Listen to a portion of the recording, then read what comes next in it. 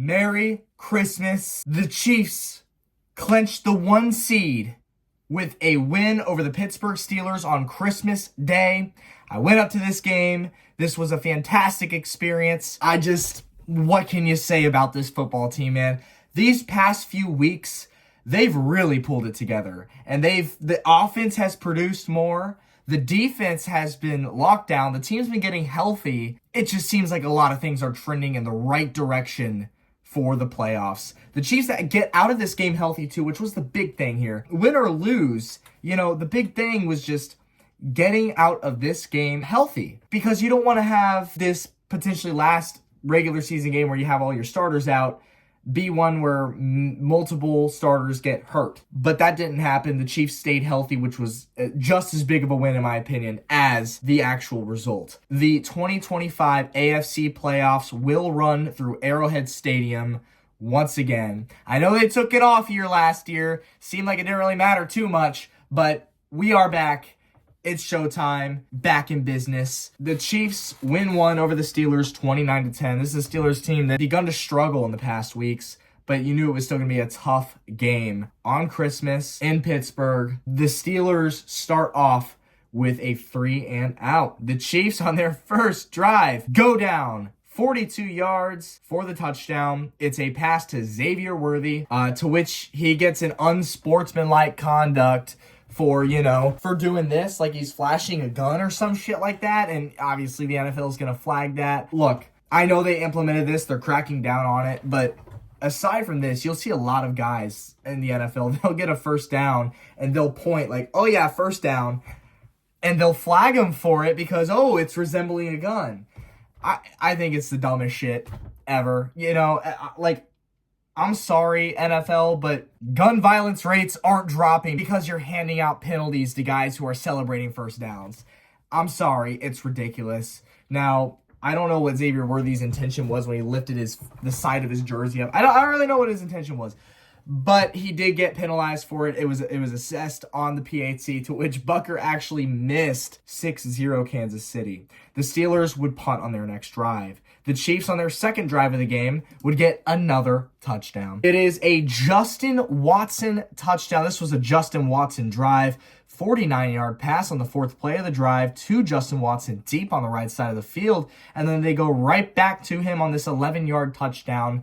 Pass from Mahomes. It is 13-0. The Steelers get the ball. 4 plays. On the fourth play, Russell Wilson, deep pass intended for Freiermuth. It's intercepted by Justin Reed. The Chiefs with that opportunity, of course, 3-and-out.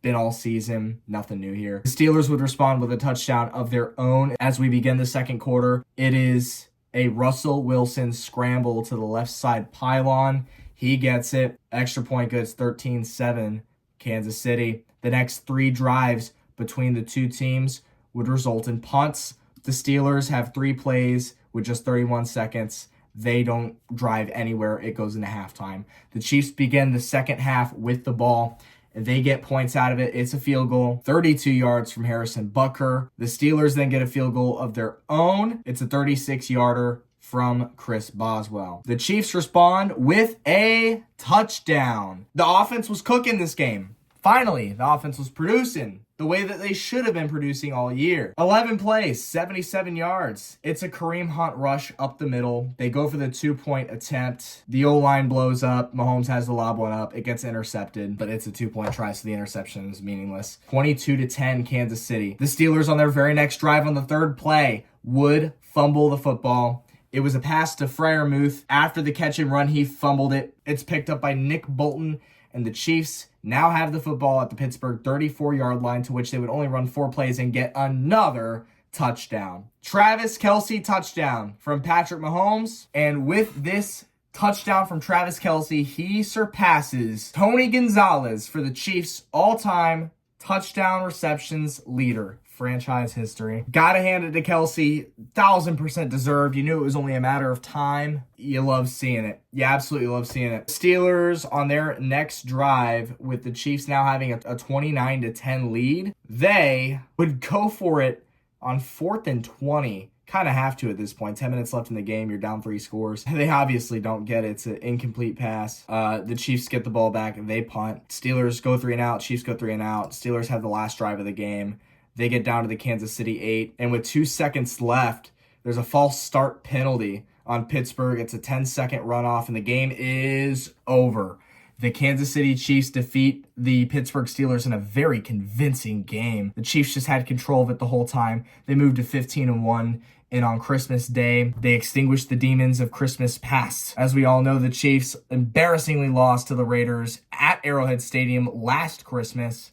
The Chiefs weren't going to have that happen again this year on Christmas again. A convincing win, 29-10. They get the 1 seed, and they now get to rest their main starters for 3 weeks. And as a Chiefs fan, this is just the absolute best case scenario. It's a beautiful thing to see. And with that, man, now we just basically a bye week against the Broncos next week. They have to win to get in the playoffs over the Cincinnati Bengals and Miami Dolphins. So I'll be straight up. This already happened. While everybody knew the Broncos were going to win this game pretty handily because it was a must win for them against the Chiefs backups.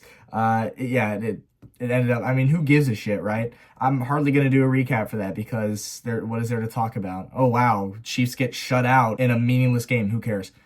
That being said, beautiful Christmas Day game. Vlog coming very, very soon for that if I haven't already released it at this point. And I'll see you for that meaningless Broncos recap. And then after that, baby, playoff time. Go Chiefs. See you next week.